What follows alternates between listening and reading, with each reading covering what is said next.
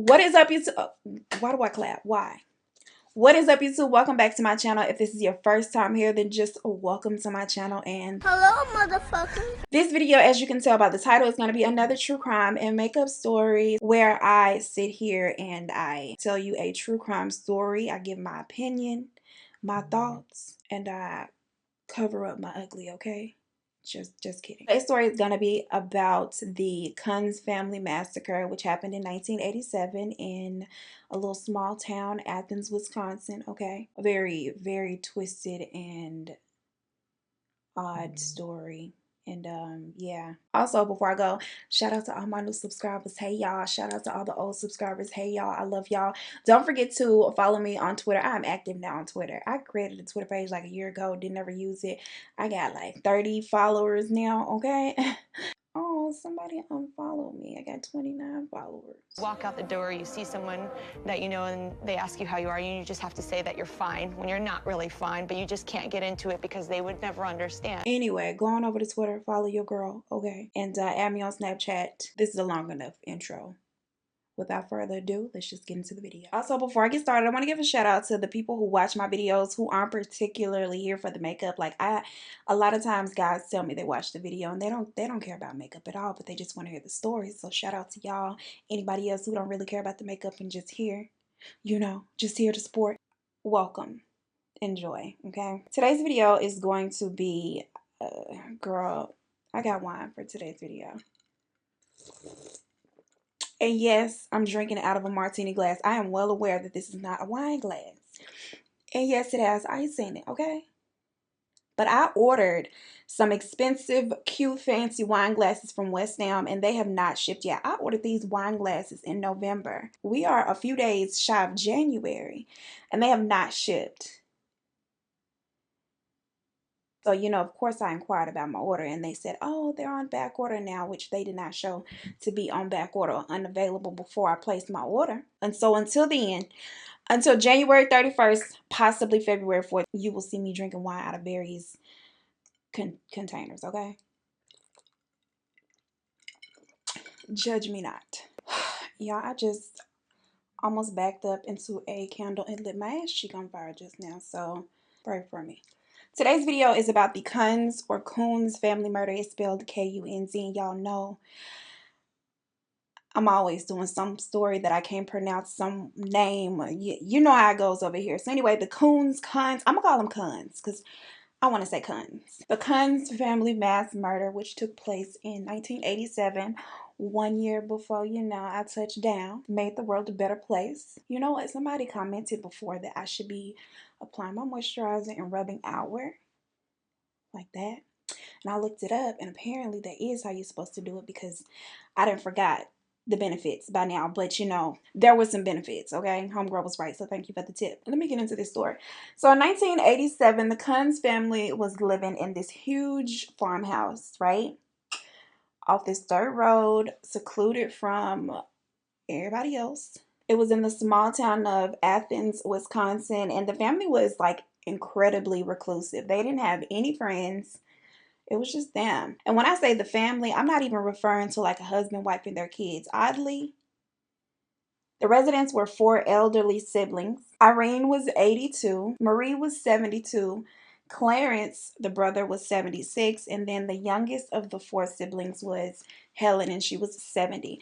Now, Helen had 2 grown sons who also lived on the property. Randy was 30 years old, and at this particular time that we're talking about, Kenneth was 55. Randy lived in the house with the 4 elderly siblings, and then Kenneth lived in a little trailer right outside the house on his own.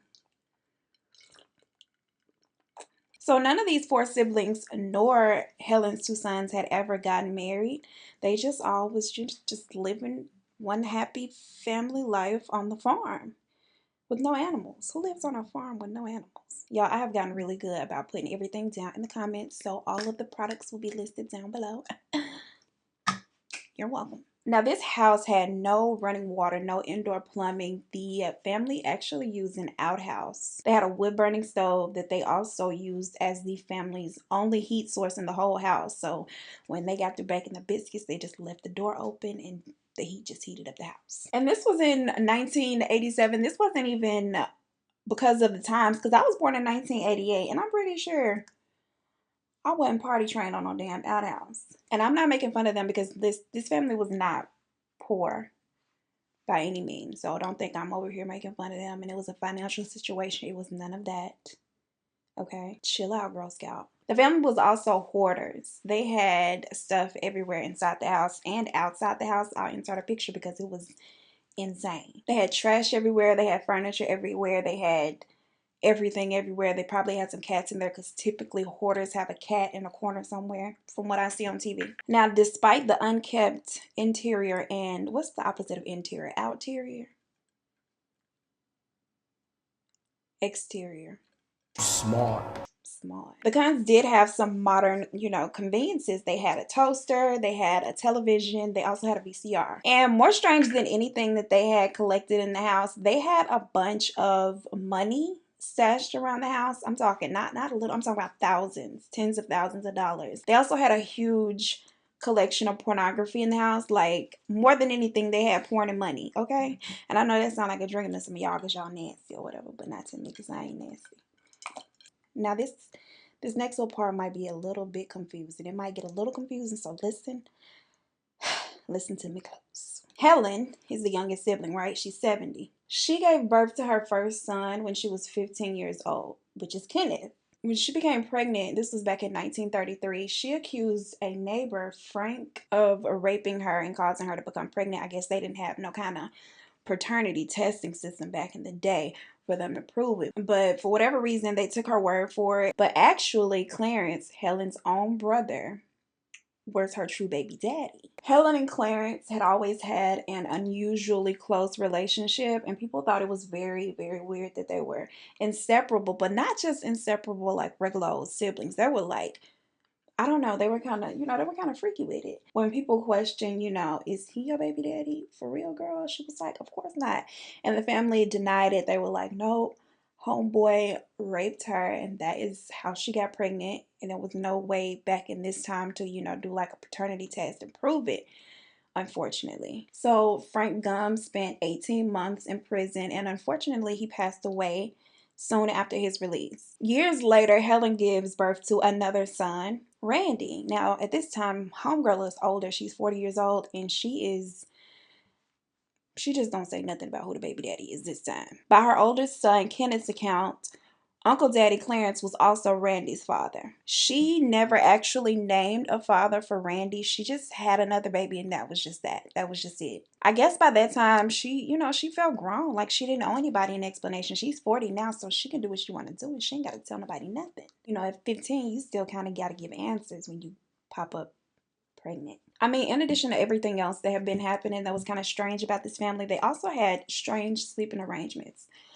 Randy, 30, slept in a bed with his mother, Helen, and it was a little bed. It was like a little full-size bed. It wasn't like they were in a California king or a king bed where they ain't got to touch each other. They was close. And Uncle Daddy Clarence slept in the living room with the other two sisters, Irene and Mary.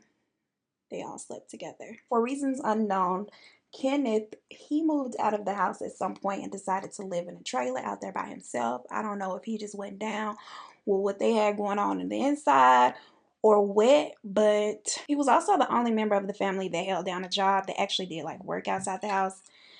Where was they getting the money from though? Now on July 4th, 1987, it's the 4th of July, Independence Day. People are out popping fireworks, barbecuing, all of that. Randy and Helen go to attend a fireworks show. They left, headed home at approximately 10:30 p.m. It was typical for them two to go out together. Helen and her son Randy often attended like sporting events to the local high schools. They went to the grocery store together. They just, they went out and about through town together. People saw them out often together. So this is the norm for them. People also felt like their relationship was kind of odd and, unusually close. But I mean, nothing really could be done about the situation. Like, what were they going to do? Call CPS to come in and get a 30-year-old? No. No, no. Can you even report incest? Like, can I call and be like, hey, this is happening? Like, is that illegal? I don't know. Not to mention, of course, like I said, he was 30 sleeping in the bed with her. But she was 70. So, I mean, are you really busting down a 70-year-old? Like, I don't know. Are 70-year-olds really getting down like that? Like, I don't know. I imagine that when I'm 70, I still will be throwing this ass in a circle. Probably a half moon though, because I don't expect to have it like that forever. But I'm gonna have enough of it, okay? I'm gonna have a little of it left. I plan on having enough of it to make a crescent moon, that's for sure. This ain't even about me. I'm always getting sidetracked. Now, Kenneth was out as well celebrating the 4th of July, but he was out by himself. He was out at a bar in another town celebrating, you know, the 4th of July. Now, Kenneth returned home on July 5th at approximately 5 a.m. and made a horrifying discovery. Clarence, Irene, Mary, and his brother Randy had all been shot and killed twice in the head with a .22 caliber rifle. There was reportedly no sign of a struggle, which I'm not trying to be funny here, but with the state of the house and how they kept it, like, how would you know for sure when the house was so disheveled? There was no sign of struggle or like forced entry. And 70-year-old Helen was missing. So immediately he phones the authorities because he's very much concerned. Like, pretty much his entire family has been murdered and his mother is missing. The police come out and they search the property high and low. They search the entire house. The house was on 108 acres, so they searched all of the land, including the woods that surrounded like the property, and they could not find Helen anywhere. One thing that the authorities noted as odd was that they found exactly $20,000 cash laying around visible inside the house. Now, this made investigators want to rule out burglary as the motive, but because no one knew exactly how much money was inside the house before this incident, like they couldn't. It could have been $100,000 in cash laying around the house and a goddamn pot of gold. And that could be, you know, what they left behind. We don't know. Investigators try to look into the family's like past or history to get a, you know, kind of get like an idea of what could have happened or who could have wanted to do this to them. And their family history was quite bizarre, to say the least.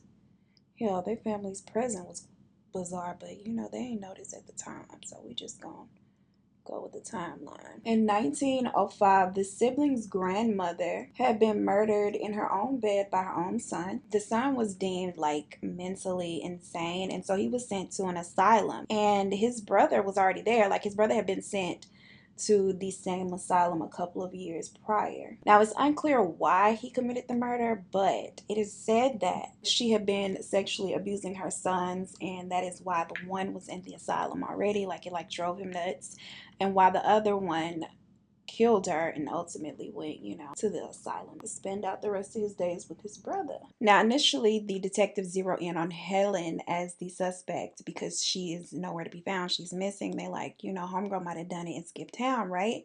Which I'm sure you can see why. I can see why. And not just because of that, they also found that a couple of weeks before the murder, about 2 weeks, she had purchased a .22 caliber rifle and bullets. And during this purchase, she had made an unusual complaint to the owner of the store, which was that her son, what's his name? Randy, had used her money to purchase pornography, and the family had been watching it together. Like, I guess Uncle Daddy Clarence, Irene, and Mary got together with Rodney, and they were all watching it together like one big happy nasty ass family. So a search ensues for little Miss Helen. They looking for her high and low, and literally for months they're looking for her. Like, they searching high and low, and it was split between the middle because half of the people believed that maybe she was a victim as well, and that she was kidnapped, and you know, that she couldn't have carried out these crimes. I mean, she was a 70-year-old woman, but you know, 70-year-olds, I don't know, because she could have been an able-bodied little 70-year-old, so we don't know. But some people just did not believe that she could have carried out the crime, or that she would have. They felt like I said, she was a victim. She was somewhere needing to be found, while investigators felt like she had done this and she was on the run. So sadly, just 9 months after the Kunz family murders, Helen is found, but unfortunately, she is found deceased. Her body was found in a frozen creek just 18 miles from the house. She had also been shot twice in the head with a .22 caliber rifle, just like her siblings and her son. And yeah, this turns the investigation like completely on its head. For detectives, the next obvious suspect was Kenneth, being that he was like the sole survivor of the family. He found the bodies. However, they quickly ruled him out. They felt like Kenneth wasn't able-minded enough to carry out such a crime. And no shade, but you know, typically with incest like that, when it's close like that, sometimes things don't be quite right. Homeboy wasn't quite right. His IQ was kind of low, and they felt like, nah, he couldn't have done it. But you don't need a high IQ to be a murderer, though. So I don't get why that was their rationale. But it was. You know, it was. So they were like, no, not Kenneth. He couldn't have done it. Let's keep looking. During their investigation of Kenneth, or like their questioning of Kenneth, they did get a name from him. He was able to point them in a direction of a guy by the name of Chris Jacobs. He was a small town, well-known, little small, petty criminalist, if that's a word. He had been in trouble with the law for like little petty crimes quite often. And he had also purchased a vehicle from Kenneth a couple of years before the murders. During the time that he was on the property purchasing this car from Kenneth, he had been inside the main house, and he had seen and made comments about all of the money that they had, just laying around in envelopes, just chilling. Chris was also the only person that had any contact with the Kunz family outside of members of the Kunz family, their little six-way squad. Nobody had been to the house. Nobody had been inside the house. They did not subscribe to no newsletters. They didn't have Amazon Prime. Like, nobody had been to the house except for Chris. Now, Chris insisted, however, that he was innocent. Like, he said that he had no parts, none whatsoever. But the detectives were able to build a case based solely on circumstantial evidence against Chris. And so, they went to court. Their evidence was that there were tire marks on the property that matched or were similar to, I'm not going to say match because the quote was similar to the tire marks of Chris's vehicle. He also owned a .22 caliber rifle, which was the same as the murder weapon. There were also shell casings that matched the .22 caliber rifle, the same exact type of shell casings that were found at the murder scene. I mean, with it being a small town though, it's very possible that they purchased from the same store. Like, it's a small town. But let me not. I'm just saying. It also did not help that Jacob did not have an alibi for the murder. He did not have a place to tell them that he was. Murder was said to have happened the evening of July 4th between 10:30 and 11 p.m. But I mean, hell, I barely remember what I did on a specific day a week ago, let alone 9 to 10 months before. But this was on a holiday, so that would make it like more memorable. It's like, I can't tell you what I did last week, but if you ask me what I did for the 4th, honestly, I don't know. Never mind. Now, the details of the time that the murder occurred was not given to the public. And when Chris's mother interviewed on behalf of her son, she told detectives that her son had gone out that night, but he had returned home around 11 p.m. or by 11 p.m., which would have made it impossible for him to commit the murders and then drive 18 miles in the opposite direction of their house in his home, drop off Helen in a lake, and then return home all before 11. All things considered, the DA decided to go forward with charges against Chris, and they charged him with 5 counts of murder. They present their evidence, and the trial was very short. Ultimately, Chris was acquitted of all charges due to lack of evidence. They couldn't really prove anything. Like I said, everything was circumstantial. It's like, but he could have, because his tires look like it wasn't enough to make the charges stick. Now, fast forward to 1993, 6 years later, Chris has beat his charges and he is living his best life. He just broke up with his girlfriend, Stacy, and he just out here trying to be single and mingle. Stacy goes into the police station and tells detectives that she knows that her boyfriend, or ex-boyfriend now, committed the Kunz family massacre because she overheard him confessing to the murders. Now, Chris's attorney is like, you know what, no, she's just trying to get revenge because my client broke up with her. You can't listen to her. She's just a disgruntled ex. Chris claimed that she did make threats that she would somehow get him back for their breakup. And they said that this is pretty much what she came up with. Detectives were interested. They were, but because people cannot be tried twice for the same offense under the provision of double jeopardy, the prosecutors needed to find another way to go about charging Chris for these crimes, because they're like, okay, yeah, that ain't gonna work. He had already beat him once. They couldn't come back with the same, the same charges. Now, although a murder charge was completely off the table, they did realize that they could charge him for kidnapping. So the state charged him with Helen's kidnapping in 1998, right before the statute of limitations was up on her kidnapping. Like, they just literally just barely got in there. I just know if he didn't kill the Kunz family, he damn sure wanted to kill Stacy. His defense argued that this still was technically double jeopardy because it was the same case, but the courts allowed it. Now, this time around, Chris was not so lucky. He was found guilty and received a 31-year sentence for the kidnapping of Helen, based completely on the testimony given by his ex-girlfriend Stacy, which she gave only to reduce her own sentence for a completely unrelated case. At the time, she was facing armed robbery charges, and once she gave her testimony, her charges were completely dropped and she went free like a bird. Unfortunately for Chris, his charges stuck and he was sentenced to 31 years. Like I said, he was set to be released. Actually, this year, 2019, he was set to be released.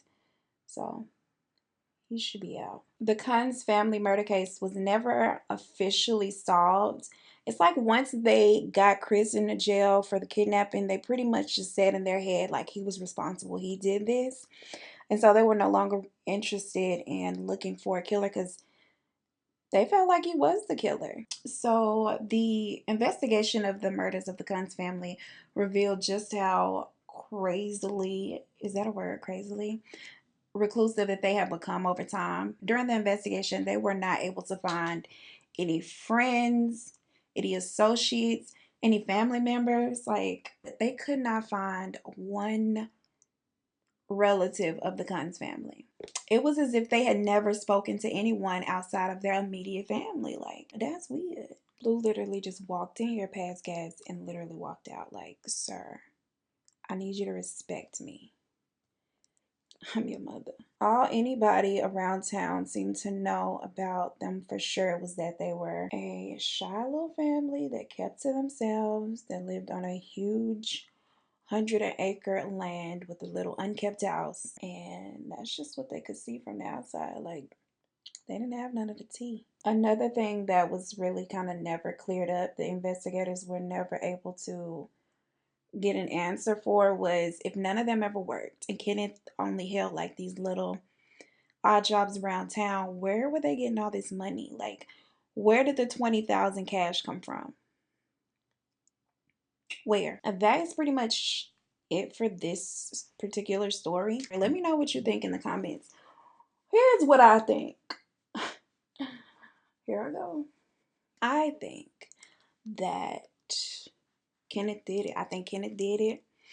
I don't care nothing about his low IQ or how slow he seemed to the cops. I think that if Chris had done it, he probably would have taken all the money. They said that the $20,000 was found in plain sight, which is mainly what, threw them off and thought, okay, this wasn't a burglary. But the only reason that they said that they could not say for sure was a burglary because they didn't know how much was in the house before the incident. We don't know that there was more in the house before the incident. Like, maybe it was just that $20K. We can't assume that they were sitting on $100K in a pot of gold. One gold watch. 2 gold chains, 6 gold rings, it's nuts. Okay, we cannot say for sure. Also, we can't just not acknowledge the fact that Kenneth was living in a little trailer outside the home. Like, why?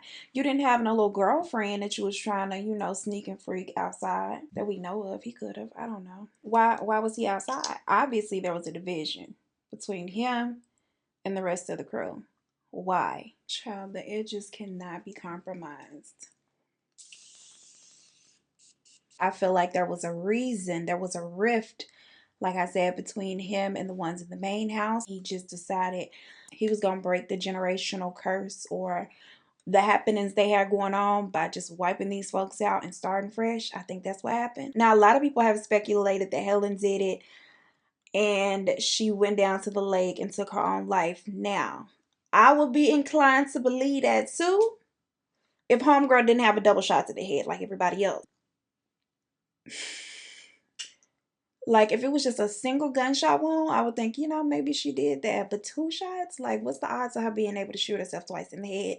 That's why I don't believe that one. I feel like it was Kenneth. But anyway, that is it for this story and this look. If you liked either, if you like both, give it a thumbs up. Don't forget to comment, share, subscribe if you have not. And let me know what you think down below. I want to know what your opinion is. Who you think did it? Why you do or don't agree that it was Kenneth, do or don't believe that it was Chris, or do or don't believe that it was Helen. Let me know. As always, I appreciate you watching so much, and I will see you in the next one.